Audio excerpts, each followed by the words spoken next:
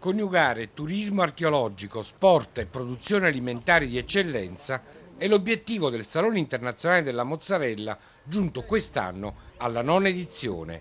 Qui nella piana di Paestum sono in crescita gli allevamenti di bufala e i caseifici artigianali, dove la lavorazione di uno dei prodotti simbolo della dieta mediterranea, la mozzarella, viene fatta rigorosamente a mano. Con l'avvento dei macchinari, formatrice, si è ridotto un po', però noi conserviamo comunque questa vecchia tradizione, quindi la produzione è quasi tutta interamente a mano.